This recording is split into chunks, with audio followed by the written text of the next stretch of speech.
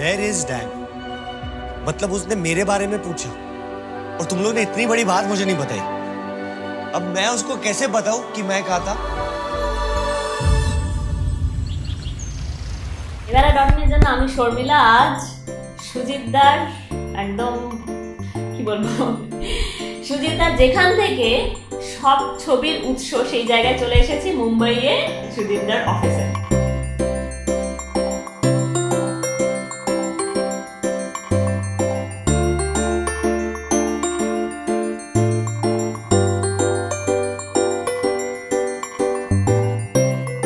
Welcome to এবেলা ডটে। আচ্ছা সুজিত দা, আমি বলবো যে সুজিত দা এখানে আছে আর বরুণ আছে, বনিতা আছে একসঙ্গে। এরা কি আসছে আমাদের এখানে এখন? বসে তো আছে সবাই যখন বসে আছে সবার ইন্টারভিউটাই একসঙ্গে করি। বরুণ প্রায় চলে আসে, যখন তখন ইচ্ছা চলে আসে, অফিসে ঢুকে যায়। আচ্ছা, বরুণের কোনো ঠিক নেই। ওর সাথে প্রথম দেখা এখানেই হয়েছিল, আমি চেয়ারে বসেছিলাম, আমি সামনের চেয়ারটা বসেছিল যখন দেখি আমি কাস্টিং করি।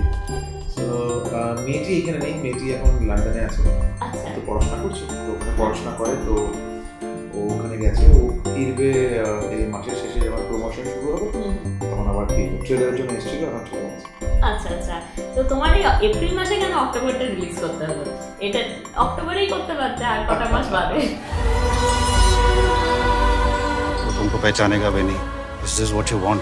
वो आपको नहीं पहचानती है, ना पहचाने, आप लोग तो पहचानते हो उसे।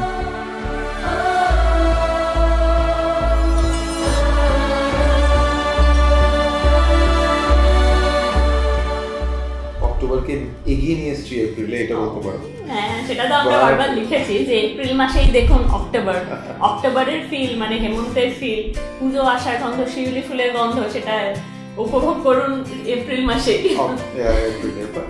ফিল্মের নাম আমরা তো এত ছবি রিলিজ হয়, তো আমাদের তো সময় চাই, একটা গ্যাপ চাই, তো আমরা শুরু থেকেই এই মাসটাই ভেবে এসেছিলাম। তো তাই এপ্রিলে আর কি অক্টোবর দেখবে সবাই, ভালোই লাগবে আমার, আই হোপ। আচ্ছা, একটা শোরগোল পড়ে গিয়েছিল যখন বরুণ ধাওয়ানকে সুজিত সরকারের অফিসে ঢুকতে দেখা গিয়েছিল। হ্যাঁ, তখন কেউ লিখলো কি ব্যাপার, এখানে কেন ঢুকছে? কারণ সুজিত সরকার আর বরুণ ধাওয়ান দুটোকে কেউ মেলাতে পারছিল না প্রথমটা। না, এখনো মেলাতে পারছে না। এই ট্রেলার দেখে একটু মেলাতে পারছে, এখন সিনেমা দেখে তারপরে বুঝতে পারবে ঠিক মেলাতে পারছে কি না। ঠিক কথা, মানে ওর দুনিয়া আমার দুনিয়া একদম আলাদা ছিল এখনো পর্যন্ত। আমি ওর কোনো ছবি দেখিনি। হ্যাঁ, কিছু ওর গ্লিমসেস ট্রেলার দেখেছি, গান দেখেছি, ওকে যা দেখেছি আমি সব মানে সামনে কোনোদিন দেখিনি ওকে। আনলেস ও একদিন এখানে এসেছিল, একদিন সাডেনলি আমাকে বললো দেখা করবে। সো তারপরে আমি কলকাতা চলে যাচ্ছিলাম সেদিন, তো ও বললো আমি এরকম এসে দেখা করতে চাই, আর বেশ অনেকদিন ধরে ডিউ ছিল। এটা হলো গিয়ে 2016 অগস্ট না সেপ্টেম্বর, ওরকম একটা সময়, সেপ্টেম্বর বা অক্টোবর হবে, ওটাও মানে অক্টোবর, রাইট? হতে পারে। তো আমি বললাম এক্ষুনি চলে আয়, আমি বেরিয়ে যাচ্ছি, ফ্লাইটে চলে আয়। তো এই আসলো, এখানে এলাম, বলে আমি ঘুম থেকে উঠেছি, আমার জামা কাপড় পরানি ঠিকঠাক, মানে আমি কী করে আমি একটু স্নান করে আসছিলাম। না তুই এখনই চলে আয়, এখানে চা খা আমার সাথে, তাই চলে যাস, তুই পাশেই থাকে এখানে। আচ্ছা, তো হঠাৎ করে দেখি ও চলে এসছে, তো বসলো।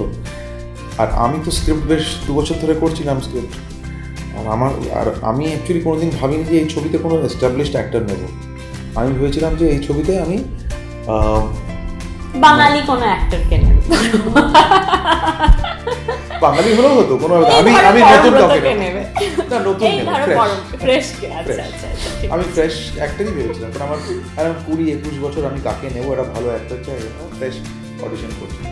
ও যখন সামনে বসলো, আমার জানি না কেন দেখে মনে হলো যে ছেলেটি যেটি যা দেখে এসেছি ও না, এর মধ্যে চোখের মধ্যে কিছু ব্যাপার আছে, একটা কথাবার্তার মধ্যে বসে এরকম পা তুলে বসে রইলো, চায়ের কাপটা হাত থেকে পড়ে গেল, মানে ক্লামজিনেস ছিল। আর আমার ক্যারেক্টার জন্য ওইটাই দরকার ছিল, এটা অনেস্ট। হ্যাঁ, তুই এইসব করতে পারবি, কি সব মানে ও নিজেও বুঝতে পারছে না কি সব। আচ্ছা ঠিক আছে, তুই কি, আচ্ছা ঠিক আছে ফটো তুলি একটা। আমি একটা ফটো তুলে আমি ইমিডিয়েটলি আমার প্রডিউসার রনিকে পাঠালাম। শোন, ওকে পাঠালাম। আর ইভেন তারপরে যেই ও বললাম দেখি আমার দেখে মনে হচ্ছে এই মানে প্রোটাগনিস্ট, এই অ্যাক্টরকে খুঁজছিলাম, একদম পারফেক্ট।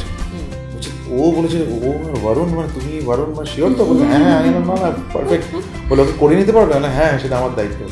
তারপরে আমি আর রনি মিলে জুহিকে পাঠালাম। জুহি এই ক্যারেক্টার, কারণ জুহি তখন লিখছিল গল্পটা। সেই অ্যান্ড দেন ওই বাই চান্সের মিটিংটা ওটাই হয়ে গেল, ওই ফাইনাল হয়ে গেল। फोन उठाया तूने?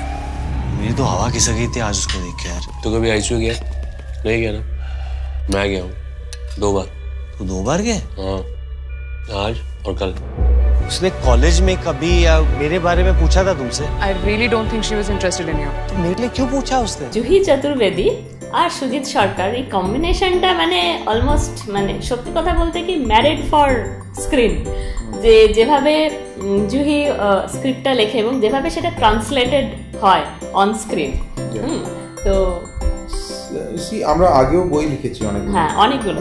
পিকু লিখেছি, তার আগে আমরা লিখেছি মানে যে সাবজেক্ট নিয়ে ছবি হতেই পারে না, সেই সাবজেক্ট নিয়ে পিকু 100 কোটি টাকার বিজনেস করে ফেলেছে। আমি উইকি ডোনার লিখেছি ওর সাথে।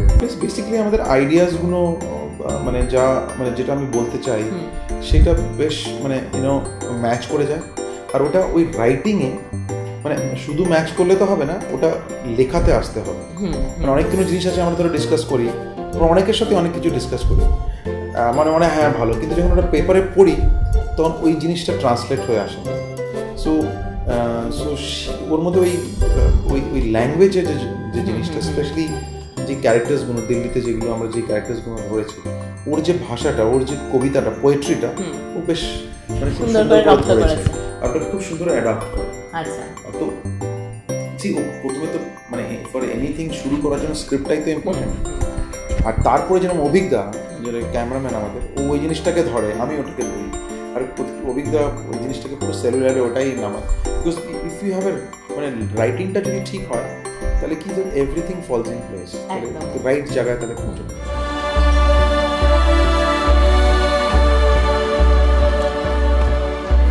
10 महीने में 2 दिन नहीं मिले तुम्हें घर आने के लिए। You go Dan, यहाँ सब कुछ मैनेज हो जाएगा, don't worry. I'm sorry, अब नहीं जाऊंगा। তো এটা কি আবার একটা কোনো বাঙালি কাহিনী আমরা শুনবো? যেমন পিকুটা আসলে বাংলা ছবি হিন্দিতে হয়েছে, মানে বাঙালি ক্যারেক্টার, বাঙালি সেন্টিমেন্ট, বাঙালি ঝগড়া, বাঙালি পারিবারিক যা ঘটে সেটাই আসলে ট্রান্সলেটেড ইন হিন্দি। তো এখানেও কি আমরা একটা বাংলা গল্প পাবো? দেখো, এই গল্পটা মানে আমি যেহেতু বাংলা টাচ থাকবে, সেটা তো অলরেডি তোমরা দেখেছো শিউলি ফুল, সেটাতে একটা বাংলা টাচ রয়েছেই রয়েছে। আর বাঙালিদের জন্য শিউলি ফুল ইজ ভেরি ভেরি মানে ইম্পর্টেন্ট একটা জায়গা আছে। কিন্তু গল্পটার যে বেসিক যে থট, এটা আমার পার্সোনাল লাইফের সাথে জুড়ে আছে। আমার নিজের একটা পার্সোনাল এক্সপিরিয়েন্স 2004-এ হয়েছিল। আমি পরে বলতে, এই সময় বললে ফিল্ম দেখতে মজা পাবে না তোমরা, ফিল্মটাকে এক্সপিরিয়েন্স করতে মজা পাবে না। আর আমার ফিল্মের সবসময় এক্সপিরিয়েন্স পুরো দেখলে তাহলে এই জিনিসটাকে বুঝতে পারবে। ওয়ান লাইন আমার কোনো গল্প হয় না, আমার গল্প ইজ পুরোপুরি আমি একটা থটকে নিয়ে চলি বা একটা ইমোশন ধরি, আর ওটাকে নিয়ে ওটা মানে ঠিক ওটাকে বুনতে বুনতে বুনতে বুনতে এগিয়ে যাই। যেহেতু এটা পার্সোনাল জায়গা থেকে আসছে, তখন থেকে মাথায় ছিল যে এটা নিয়ে, এই সাবজেক্টটাকে নিয়ে কিছু করবো।